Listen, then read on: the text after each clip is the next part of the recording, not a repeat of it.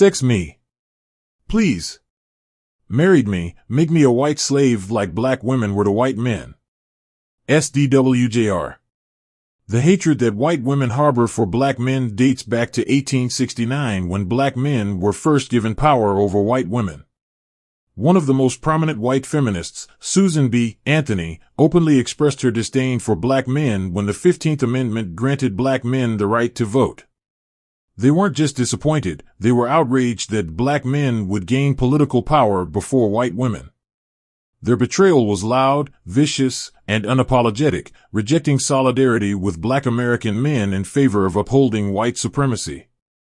Anthony herself famously declared, "I will cut off this right arm of mine before I will ever work or demand the ballot for the Negro and not the woman." This level of commitment to white supremacy, so extreme that it led her to contemplate self-mutilation over the idea of equality, illustrates the deep-rooted racism and the unyielding nature of their fight to keep white women above black men. Anthony and Stanton, co-leaders of the women's suffrage movement, didn't hesitate to make their racism clear. They argued that educated white women deserved the vote far more than the densely ignorant black male sambos. In February 1869, they wrote in the Revolution, "The old anti-slavery school says women must stand back and wait until Negroes shall be recognized.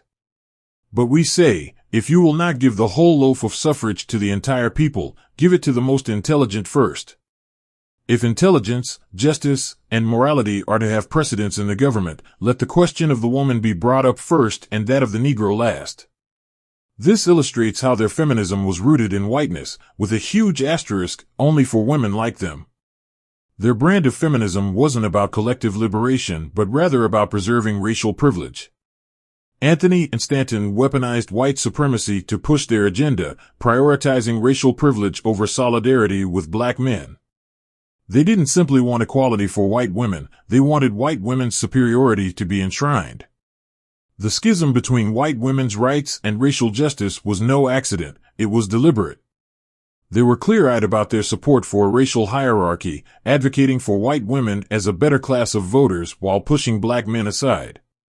Fast forward more than 150 years, and we still live with the echoes of this historical betrayal, as white women's voting behavior continues to prioritize racial and patriarchal privilege.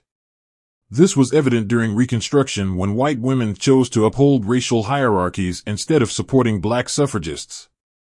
We saw it in the early 20th century when white women formed women's branches of the Ku Klux Klan to preserve segregation.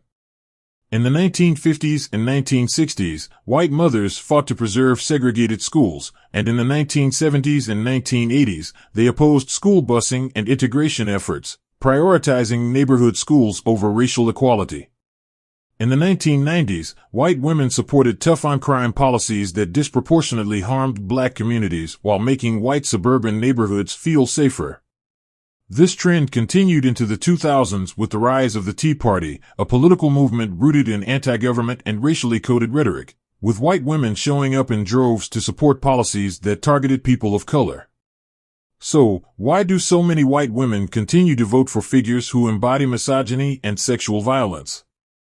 It's because they have historically been constant gardeners of white supremacy.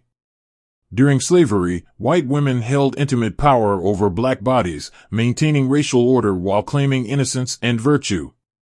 They policed the boundaries between races, inflicted terror on black women and children, and prepared their sons to perpetuate this hatred. This influence didn't disappear after slavery, it evolved into support for segregation, resisting integration, and upholding white dominance. White women's political choices are a calculated effort to maintain power.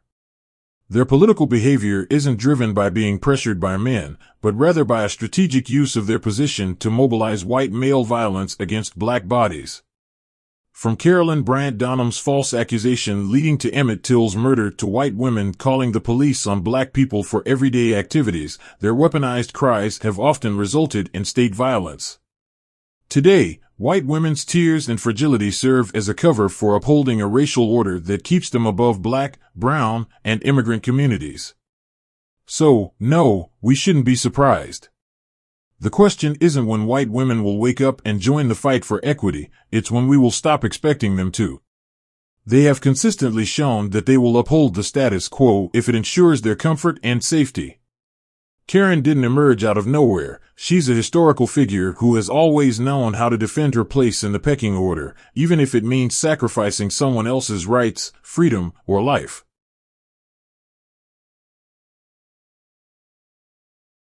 Sdwjr.